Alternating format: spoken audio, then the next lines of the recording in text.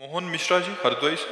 दादा वल्लभ शेरवंश। शेरगंज महाराज जी। महाराज जी, मेरी उम्र 25 वर्ष है। आपकी प्रेरणा से ब्रह्मचर्य और नाम जप के माध्यम से अध्यात्म मार्ग पर पिछले कुछ महीनों से बढ़ने का प्रयास कर रहा हूँ। महाराज जी, मुझे पूर्व में भोगों के प्रति रहे मलिन मन के प्रति खेद उत्पन्न होता है। मेरा सवाल है कि महाराज जी, हमारे देश में ब्रह्मचर्य जैसे विषय पर बचपन से ही माता पिता और हमारी शिक्षा प्रणाली खुलकर चर्चा क्यों नहीं कर पाती? महाराज जी, वर्तमान में ये कैसे संभव हो पाए? बहुत कठिन है बच्चा। जब उसको चर्चा करो तो लोग उसे दूषित बात समझते हैं, नहीं? जैसे कहा जाए अपने कि भाई आप लोग को एक अवसर मिला है। हमारे शास्त्र में जीवन को 4 भागों में बांट दिया गया। पहला ब्रह्मचर्य, दूसरा गृहस्थ, तीसरा वानप्रस्थ और चौथा सन्यास। ये पूर्ण मानव जीवन की पूर्णता है। अब जब नींव ही ना होगी तो महल कैसे खड़ा हो जाएगा? मनुष्य जीवन की नींव है ब्रह्मचर्य। अब छोटे छोटे बच्चों में गंदी बातें आ गई हैं मोबाइल के कारण और कुसंग के कारण। हमारे सामने ऐसे ऐसे बच्चे हैं जो 12 वर्ष 13 वर्ष के हैं और हस्तमैथुन के शिकार हो गए, ये गलत आचरण में आ गए। तो अब उनका जीवन क्या खोखला हो जाएगा? जवानी आते आते वो अपने को खोखला कर देंगे। हमें लगता है कि जैसे पहले गुरुकुल जो होते थे तो उससे हमारे समाज का बहुत सुधार होता था कि बच्चे गुरुजी के यहाँ रहते थे तो वहाँ गुरुकुल में ब्रह्मचर्य की शिक्षा दी जाती थी। शास्त्रों का स्वाध्याय, त्रिकाल संध्या, तर्पण, बलिवैश्य देव, ये सब सिखाया जाता था जो हमारे धर्म का स्वरूप है। अब बचपन से जहाँ वो कुछ बोलना सीखते हैं तो ABCD सिखाई जाती है, आधुनिक शिक्षा सिखाई जाती है। आधुनिक शिक्षा बढ़िया है लेकिन आध्यात्मिक शिक्षा का सपोर्ट होते हुए, पर आध्यात्मिक शिक्षा का सपोर्ट बिल्कुल नहीं है। आज के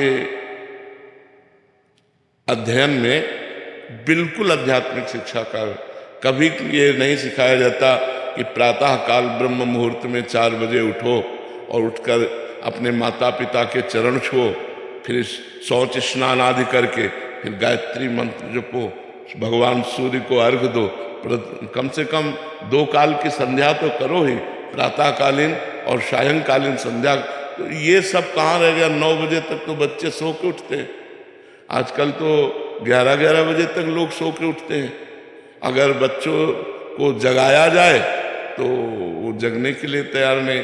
तो आध्यात्मिक सपोर्ट ना होने के कारण हमारी प्रारंभिक दिनचर्या ही बिगड़ जाती है और कोई दिनचर्या नहीं तो आराधना, देव आराधना कैसे होगी? हाँ। लेकिन गुरुदेव, आपने सच में जीवन बदल दिया तमाम लोगों का। आप आज हम देख रहे हैं हमारे क्षेत्र में काफी लोग ऐसे मीडिया में हैं लेकिन वो अपना चिंतन बदल रहे हैं, अपना जीवन बदल रहे हैं। ये आपकी कृपा से है। आपने लाखों करोड़ों युवाओं का जीवन बनाया है गुरुदेव। ये कृपा बनाए रखना। और हम सच में, ये मेरे जीवन में हुआ है गुरुदेव।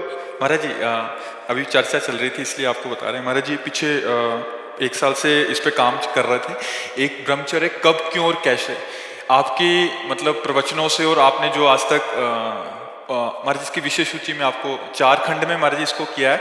जैसे ये कह रहे हैं कि स्कूल में विद्यार्थी आदि यहाँ किन्हीं को, तो ब्रह्मचर्य क्या है, उसको वीर्य उत्पन्न कैसे होता है, या उसकी रक्षण के लिए क्या क्या हमें ध्यान रखना चाहिए, हमारी दिनचर्या क्या होनी चाहिए, हमारा खान पान क्या होना चाहिए, या अगर विद्यार्थी हैं तो ब्रह्मचर्य कैसे, अगर हम सन्यासी हैं तो फिर ब्रह्मचर्य का क्या महत्व है? बहुत सुंदर लिखा हुआ है।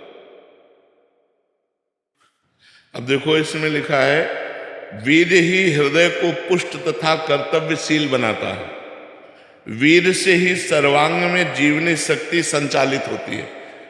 जो वीरवान है, ब्रह्मचर्यवान है, वो बड़ा तेजस्वी होगा, मतलब आंतरिक उसके स्फूर्ति बहुत होगी। वीर से ही मस्तिष्क शांत और विचार शक्ति संपन्न रहता है। ओवर थिंकिंग, जो निगेटिव चिंतन है, ये काटता है। जो ब्रह्मचर्य है वो गंभीरता और शांति प्रदान करता है। वीर से ही दृष्टि और श्रवण शक्ति स्थिर होती है। वीर से आपके जो वीरवान है उनके ज्योति नेत्र की और उनकी श्रवण शक्ति बड़ी पुष्ट होगी।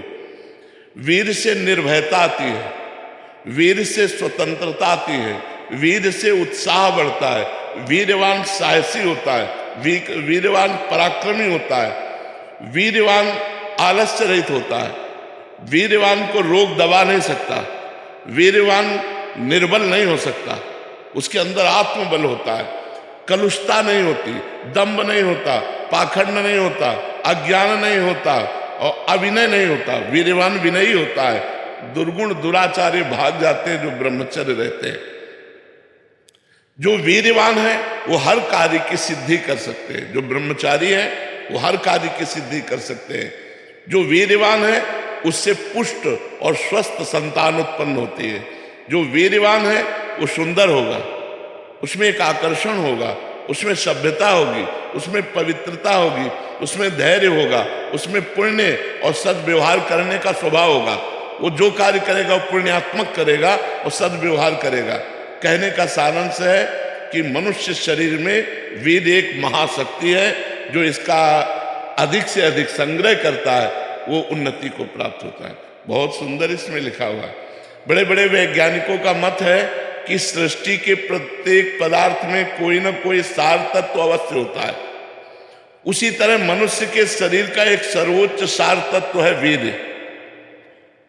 इसके बिना वो एक क्षण भी सक्रिय नहीं रह सकता। तो जो व्यक्ति अज्ञान के कारण अपने वीर्य का क्षरण करता है, नाश करता है, उसमें बहुत से दोष उत्पन्न हो जाते हैं। ये बहुत सुंदर ग्रंथ है, बहुत सुंदर ग्रंथ है। ये जो सत्संग है हमारे, उन सत्संगों का इसमें संकलन किया गया है। इसमें ब्रह्मचर्य कब, क्यों और कैसे रहे। महाराज जी, इसमें जो प्रश्न उत्तर भी साधकों के साथ हुए हैं आपके, जो ब्रह्मचर्य के ऊपर पूछे हैं, चाहे स्त्री साधक ने, वो भी उसका भी जो आपने उत्तर दिया है, बहुत सुंदर, बहुत सुंदर किया। बहुत अगले 15, 20, 25 दिन में इसका हम जनसाधारण के लिए प्रिंट आउट के लिए, हाँ बिल्कुल, बहुत सुंदर। इससे नौजवानों को बहुत लाभ मिलेगा।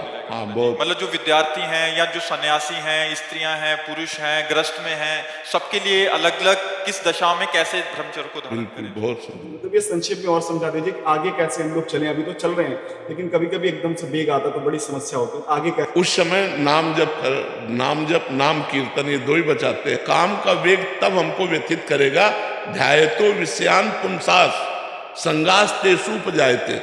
जब हम भजन छोड़ देंगे और उसी विषय का चिंतन करने लगेंगे, तब वो हमारी हालत खराब कर देगा। और अगर हमारे अंदर काम का वेग आ रहा है और हम भगवान नाम कीर्तन करने लगे, सत्संग सुनने लगे, मतलब अपने को, दिमाग को हमको उसे हटाना है हमको, या किसी संत से मिल गए, भगवत चर्चा करने लगे, कुछ ना हो तो मोबाइल से सत्संग लगा लो। कुछ ऐसे सत्संग रखो कि अलग अलग दवा, जैसे मन चंचल है तो क्या करना चाहिए, अगर हमारे अंदर काम आ रहा है तो क्या करना चाहिए, हमारे अंदर धन का लोभ आ रहा है तो क्या करना चाहिए। अलग अलग विषयों में एकांतिक में चर्चाएं हुई, वो चर्चा अलग अलग रख ले और जब हमारा मन जहाँ परेशान करे वो चर्चा सुन लेना चाहिए। और नाम जप जरूर करना चाहिए। नाम जप से बच जाओगे। नाम काटता है, जैसे वो अंदर से मन एकाग्र कर रहा है आपको काम में, काम क्रीड़ा में एकाग्र कर रहा है। अब आप एकाग्र ना हो पाओ, बस आपकी चतुरता है। अगर एकाग्र हो गए तो संकल्प बन जाएगा, और संकल्प बन जाएगा फिर गड़बड़ हो जाएगा। संकल्प ना बनने पाए, वो बार बार पेश करेगा, पीछे के संयोग पेश करेगा। जो पीछे गलती हो गई वो सुख आपके सामने लाएगा और आपको आकर्षित करेगा।